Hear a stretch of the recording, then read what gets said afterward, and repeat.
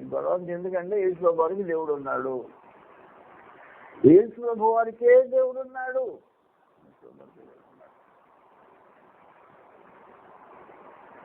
యేసు ప్రభు వారికి దేవుడు ఉన్నాడని పరిశుద్ధాత్మ సాక్ష్యం చెప్పాడు. నెంబర్ 1, యేసుక్రీస్తు వారికి దేవుడు ఉన్నాడు అని పరిశుద్ధాత్మ. యేసు ప్రభు వారికి కూడా దేవుడు ఉన్నాడా? అవును, యేసు ప్రభు వారికి కూడా దేవుడు ఉన్నాడు. మొదటి సాక్ష్యం పరిశుద్ధాత్మ యొక్క సాక్ష్యం. అది గ్రంథం మీద రాబడి ఉంది.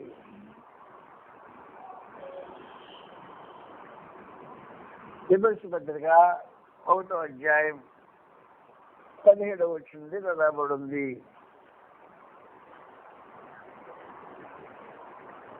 ఎఫెసీయుల 1వ అధ్యాయం 17వ వచనం నుండి, మరియు మీ మనోనేత్రములు వెలిగింపబడినందున ఆయన మిమ్మల్ని పిలిచిన పిలుపు వలన నిరీక్షణ ఎట్టిదో. 2, పరిశుద్ధులలో ఆయన స్వాస్థ్యం యొక్క మహిమైశ్వర్యం ఎట్టిదో. మీరు తెలిసినట్టుదో ఆయన క్రీస్తును వినోపరిచిన బలాభిషేకమును బట్టి అది విశ్వసించి మీ ఆయన చూపించడం తన శక్తి యొక్క అపరిమితమైన మహత్యం పెట్టిదో మీరు తెలుసుకోవాలని మన ప్రభు అయిన యేసు క్రీస్తు యొక్క దేవుడైన తండ్రి. మన ప్రభు యేసు ప్రభు వారికి దేవుడు ఉన్నాడంట. ఆయన పేరు తండ్రి అంట. మహిమ తండ్రి. యేసు ప్రభు వారికి దేవుడు ఉన్నాడు.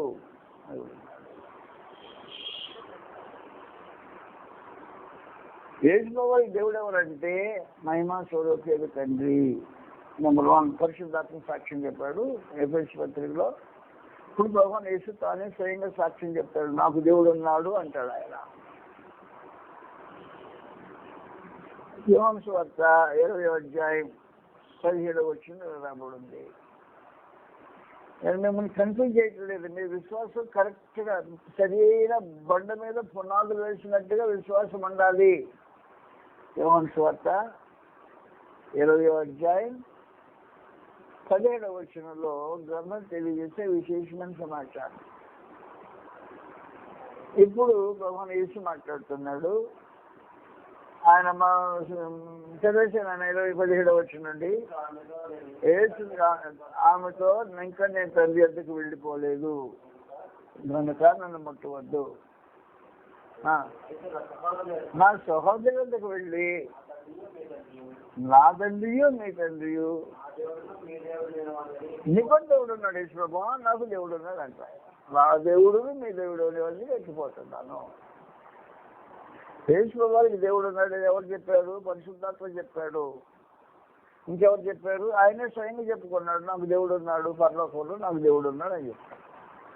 మీ తండ్రియు నా తండ్రియు మీ దేవుడు నా దేవుడు దగ్గరికి వెళ్ళిపోతున్నాడు అని చెప్పాడు. ఇద్దరు సాక్షులతో చెప్పిన సందేశం సరిపోతుంది. ఎన్ని లీగల్ డాక్యుమెంట్స్ దాంట్లో ఇద్దరు సంతకాలు ఉంటే, ఇద్దరు సాక్షులు ఉంటే సరిపోతుంది. ఏ లీగల్ డాక్యుమెంట్ సరిపోతుంది. లీగల్గా ఇద్దరు సాక్ష్యాలు కావాలి, 2 సంతకాలు కావాలి. ఆ 2 సంతకాలు అయిపోయినాయి. ఒకటి పరిశుద్ధాత్మ సంతకం అయిపోయింది, పరిశుద్ధ సంతకం అయిపోయింది. ఈ 2 సంతకాలతో ఏమైపోయిందంటే డాక్యుమెంట్ చలామణి అయిపోయింది. ఏమో చలామణి అయిపోయిందంటే యేసు ప్రభు వారికి దేవుడు ఉన్నాడు అని డాక్యుమెంట్ చలామణి అయిపోయింది. 3వ సంతకం కూడా కావాలంటే ఎక్స్ట్రా తీసుకొచ్చి పెట్టాలండి. ఫిబ్రవరి 1వ అధ్యాయం ఫిబ్రవరి 1వ అధ్యాయం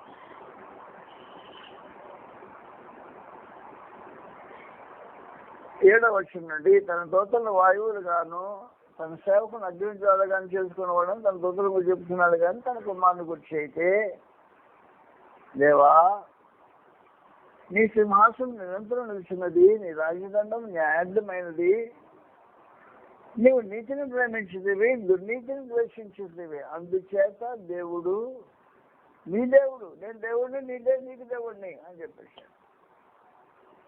తండ్రి దేవుడు ఏం చెప్పాడంటే, నా సాక్ష్యం ఇది, నా 3వ సంతకం కావాలంటే 3వ సంతకం పెట్టాడు.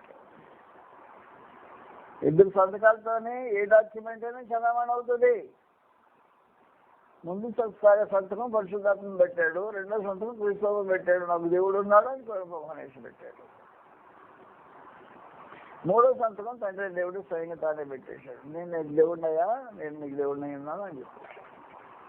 యేసుక్రీస్తు వారికి దేవుడు ఉన్నాడు. ఇదేంటే మమ్మల్ని కన్ఫ్యూజ్ చేసి చంపుతున్నావు? యేసు దేవుని కుమారుడు అంటివి, ముందు యేసు దేవుడు అంటివి, ఇప్పుడు యేసుకే దేవుడు ఉన్నదంటావు ఏంటంటే వాస్తవం ఇది వాస్తవం. ఎఫెసీ 4:4 ఇలా రాయబడింది. ఎఫెసీ 4:4-6 ప్రభు ఒక్కడే మొదటి అంటారు. విశ్వాస శరీరం ఒక్కటే, ఆత్మీయ ఒక్కడే, తెలుగు విషయం ఒక్కటే నిరీక్షణ కలిగి ఉంటుంది, పిలువబడుతుంది. ప్రభు ఒక్కడే, విశ్వాసం ఒక్కటే, అందరికీ తండ్రి దేవుడు ఒక్కడే. దేవుడు ఒక్కడే. వాస్తవానికి దేవుడు ఒక్కడే అనేవాడు అందరికీ తండ్రి దేవుడే. దేవుడు ఒక్కడే దేవుడు.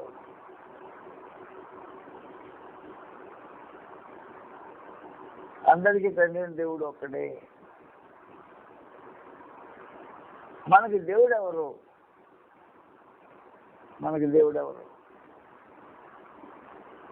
మొదలు కొరింథీ 8:6 రాయబడింది. మనకి దేవుడు ఎవరు అనే మాటకి అర్థం గ్రంథం ఇలా తెలియజేస్తుంది.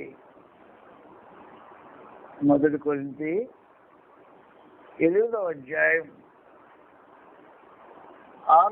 తెలియజేసే విశేషమైన సమాచారం ఏమంటే, ఆకాశమందరిను భూమి మీదనైనా దేవతలు అనబడినవి అనేకులను మనకు ఒక్కడే దేవుడు ఉన్నాడు. ఆయన తండ్రి. మనకు ఒక్కడే దేవుడు, మన దేవుడు తండ్రి. ఆయన నుండి సమస్తమంది కలిగిన మనం ఆయన నిమిత్తం ఉన్నాం. మరియు మనకు ప్రభు ఒక్కడే. మనకు ప్రభు ఆయన యేసుక్రీస్తు. ఆయన ద్వారా సమస్తంగా మనం ఆయన ద్వారా కలిగి ఉన్నాం. అయితే అందరిలో జ్ఞానం లేదు అని చెప్పేసి. అసలు వాస్తవానికి ఏం జరిగిందంటే అందరికీ తండ్రి అయిన దేవుడు, అందరి దేవుడు ఒకడే. ఆయన తండ్రి. ఆయన యేసుక్రీస్తు వారికి కూడా దేవుడే, తండ్రి అయిన దేవుడు. అందరికీ తండ్రి అయినా యేసుక్రీస్తు వారికి కూడా తండ్రి అయిన దేవుడు. ఆయన ఏం చేశాడు అంటే ఆయన సర్వాధికారి. ఆయన ఆధిపత్యాన్ని గురించి గంభీరంగా తెలియజేస్తుంది. మొదటి తిమోతి 6:6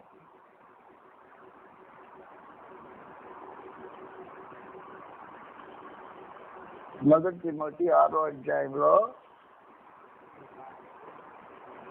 నేను 15 చదువుతున్నా. శ్రీమంతుడును అద్వితీయునగు సర్వాధిపతి అని సమాచారం. అద్వితీయుడు సర్వాధిపతి. ఆధిపత్యంలో అద్వితీయుడు పరలోకమైన దేవుడు అద్వితీయ దేవుడు. దేంట్లో అద్వితీయుడు అంటే ఆధిపత్యం అద్వితీయుడు. అద్వితీయుడైన సర్వాధిపతి.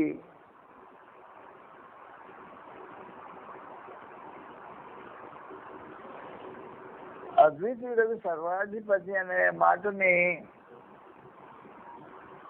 ఇంగ్లీష్ వాళ్ళు ఓన్లీ పొటెంటేట్ అన్నారు. ఓన్లీ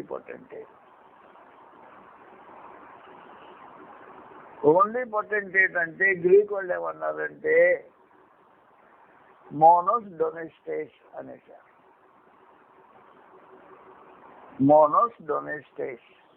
గ్రీక్ వాళ్ళు మోనోస్ డొనెస్టేస్ అన్నారు. మోనోస్ డొనెస్టేస్ అని ఆది భాషలో అంటంలో ప్రత్యేకమైన అర్థం ఏంటంటే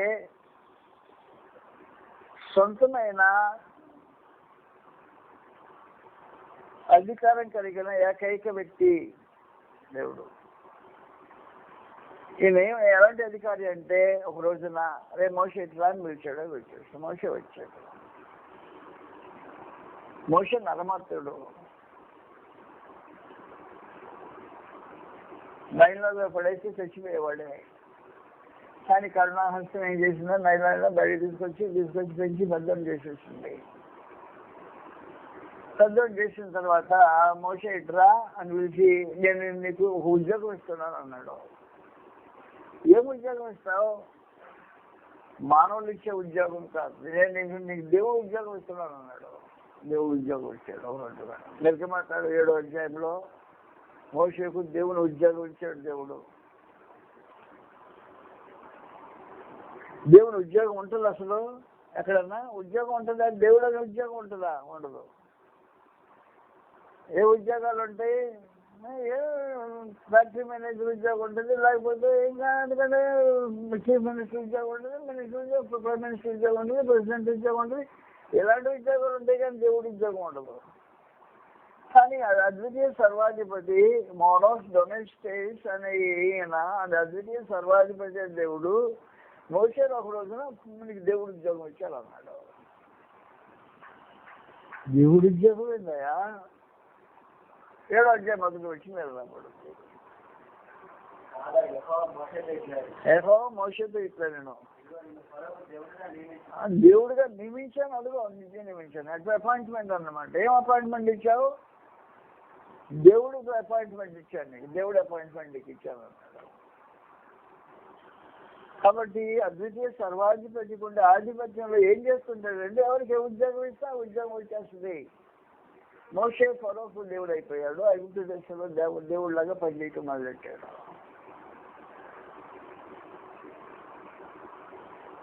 ఐగుప్తుని లయపరిచే వరకు దేవుడు ఏ కార్యక్రమాలు చేస్తాడో అన్ని కార్యక్రమాలు చేశాడు.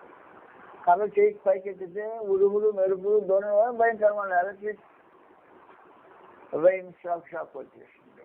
పిడుగులు భయంకరమైన పిడుగులు గోదావరి దగ్గర పెట్టేసి హాట్ చేసేసి ఉండము. మళ్ళీ కదైతే మెడతలు, ఆ తర్వాత తెగుళ్ళు, ఆ రకరకాల తెగుళ్ళు తెప్పించగలిగిన శక్తి ఎవరికి ఉంటుంది? మనిషికి ఉంటుందా? ఉండదు. దేవుడికి ఉంటుంది. కాబట్టి దేవుడికి ఉద్యోగం ఇచ్చిన మోషే దేవుడి పని చేసిస్తాడు.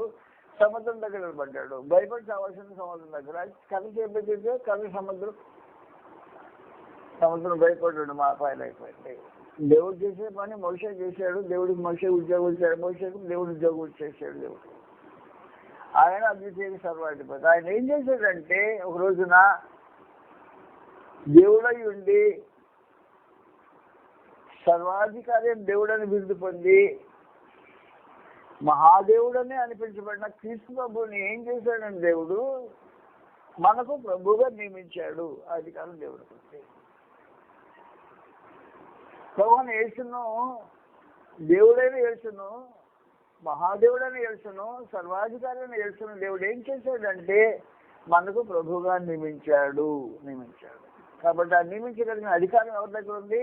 మోనోస్ డొమెస్టేస్ అద్వితీయ సర్వాధిపతి దగ్గర అధికారం ఉంది. కాబట్టి అధికారం కలిగిన ఆ దేవుడు ఏం చేశాడంటే దేవుడైన యేసును మనకు ప్రభువుగా నియమించాడు.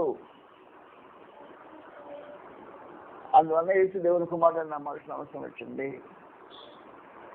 దేవుడైన యేసు దేవుని కుమారుడుగా మనకు ప్రభువుగా నియమించబడిన కార్యక్రమం జరిగింది. కార్యక్రమం అంతేగాని యేసు దేవత్వాన్ని మనం శంకించట్లేదు. మీరు జాగ్రత్త గుర్తుపెట్టుకోండి. ఆయన మనకు దేవుడిగా నియమించబడలే. యేసు మనకు దేవుడిగా నియమించబడలా. యేసు మనకు దేవుడిగా నియమించబడలా. మళ్ళీ చదువుతాం. తీతుపత్రిక 2వ అధ్యాయంలో ప్రభువుని యేసు మనకు దేవుడిగా నియమించబడలా. నియమించేవాడు దేవుడు. ఎవరిగా నియమించేవాడు? ఆయన నియమించేవాడు. ఆయన అలాగే నియమించలా. తీతుపత్రిక 2వ అధ్యాయం 11వ వచనంలో సమస్త మనుషులకు రక్షణ కర్మకు దేవుని కృప ప్రత్యక్షమై మనం భక్తిహీనతను ఇహలోక సంబంధమైన దురాశను విసర్జించి శుభప్రదమైన నిరీక్షణ నిమిత్తము అనగా మహాదేవుడును మనకేమో రక్షకుడు. మనకు రక్షకుడుగా నియమించబడ్డాడు. మహాదేవుడని యేసును దేవుడు మనకు రక్షకుడుగా నియమించాడు. మహాదేవుడును మన రక్షకుడు అని యేసు. ప్రభువుని యేసు మనకు రక్షకుడు. అలాగే నియమించబడ్డాడు.